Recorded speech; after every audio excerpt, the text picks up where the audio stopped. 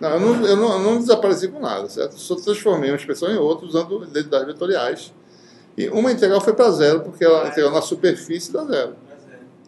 Tem um termo que aparecia lá, o potencial e o vetor densidade de fluxo, integral numa superfície. Nessa integral de superfície deu zero, porque os campos caem muito rápido, certo? Então deu zero. Então daí você tem agora uma nova expressão em que a carga em si não aparece, aparece o campo. E os resultados são os mesmos. Tá? Mesma coisa. Tá? Tudo bem. A próxima coisa que a gente vai falar aqui, né? Temos agora a energia, como calcular ela do ponto de vista da fonte, do ponto de vista do campo. Tá? Vamos aqui agora ver o que nós temos aqui na eletrostática. Né?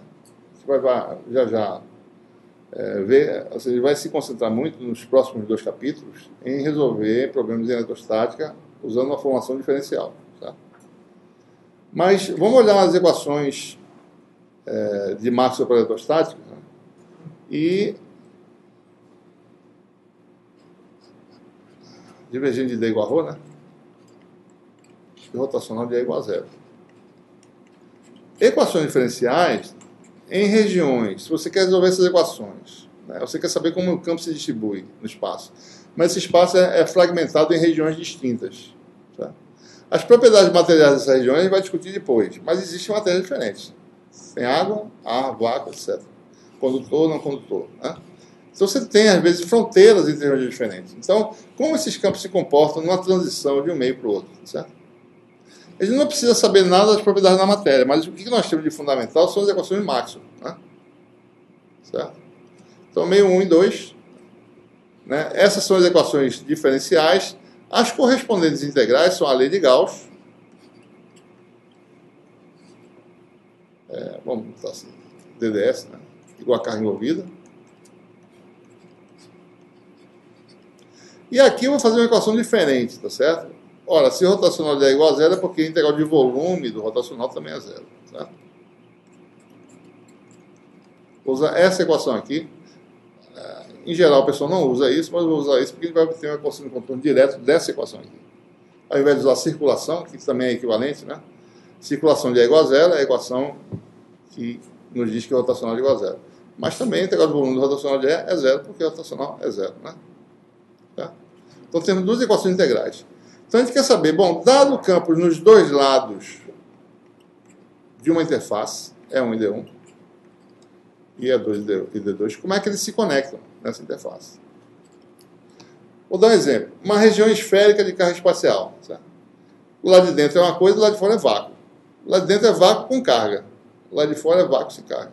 São 2 regiões distintas. Existe uma fronteira onde termina essa densidade de carga e começa o vácuo. Certo? Então tem campo dentro, campo fora. Como é que esse campo se conecta nessa interface? Né? Certo? Então essa é a questão, né? Ora, então eu vou...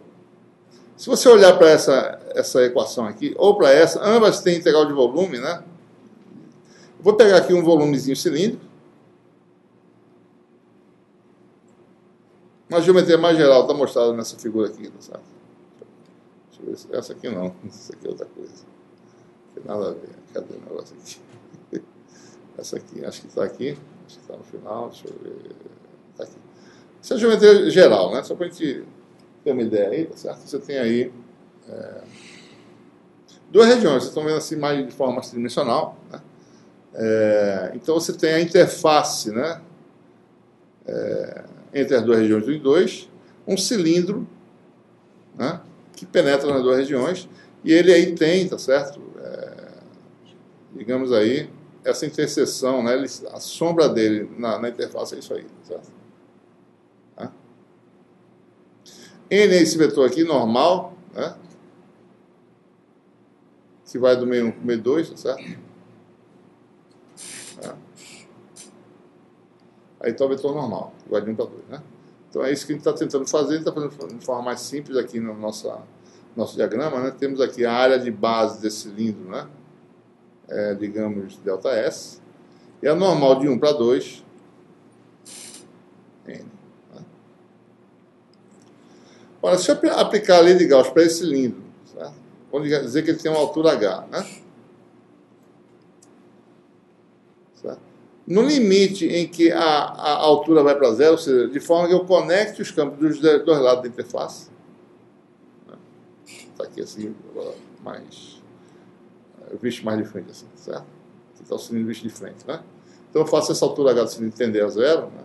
E se eu calcular o limite de quando H tende a zero da lei de Gauss,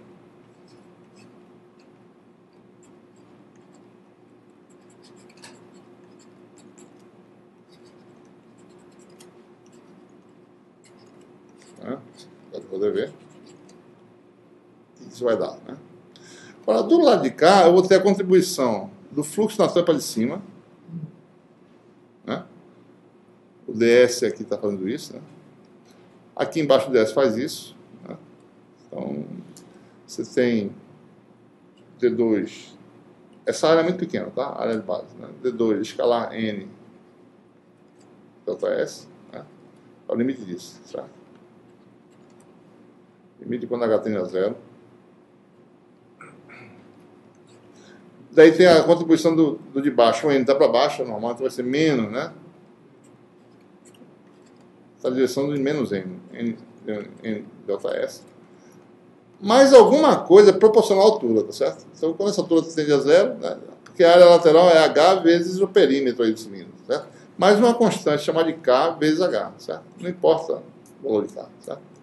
Essa é a expressão que dá o fluxo, né? A parte de cima, a parte de baixo, mais alguma coisa lateral proporcional a H.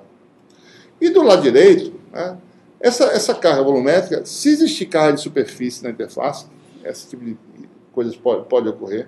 Né? Então, isso aqui vai dar, no limite, né, a densidade superficial de carga vezes a área. Né? Ou seja, carga que existe numa região bidimensional. Isso é uma idealização interessante, às vezes, de se trabalhar. Né? Quando uma das dimensões é muito pequena, você admite que a carga está toda na superfície ou na interface. Isso acontece muito quando uma corrente flui a interface entre dois condutores distintos, propriedades distintas. Se acumula carga na interface, por exemplo. Né? Só para dar uma ideia. Como isso pode ocorrer, certo? Olha, no limite, o que acontece? Né? Esse termo aqui vai para zero, limite quando H tende a zero, e fica esse ΔS, com esse ΔS, com esse que cancela. Então você tem a primeira condição de contorno, que é o D normal. É descontínuo. Essa condição de contorno, na verdade, vai ser a mesma a condição de contorno final, né? Com a definição adequada de D e de ρ. Certo? Quando ρ representar cargas livres, né? Então isso aqui vai ser a condição de contorno correta.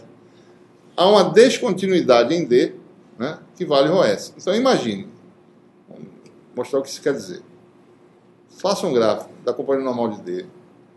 Digamos que você está cruzando a interface, né? Segundo a direção normal LN. Aqui está exatamente a posição da interface. O que quer dizer isso, né? Aqui está a função D, ela vem do lado do meio 1, certo? Vem variando aqui. Meio 1. Daí chegou na interface meio 2. Se existir carga de superfície, né? Aqui é o meio 2, né? Então D2 menos D1 normal é a densidade especial de carga. Se essa densidade for negativa, vai ter um salto para cá, certo? Daí continua a função D do lado 2. Isso aqui é o caso em que ρS é menor que zero. Então, tem descontinuidade na componente normal do D. Certo? D tem uma componente normal e uma tangencial. A tangencial ele não sabe de onde é, mas a normal ele sabe que existe um salto. Se fosse ρS positivo, então o salto seria para cima. Certo? Existe um adicional dessa componente normal que é exatamente o ρS. Certo? Muito bem. Se não tiver carga de superfície, então o D normal é contínuo. Certo? Então não existe salto nenhum. Né? Então se você tem aí, vou fazer alguns diagramas, né?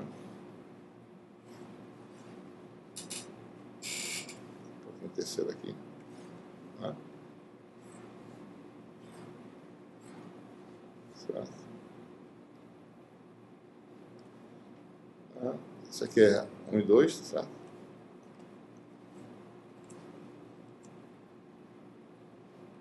A gente sabe o sinal olhando esse diagrama, né?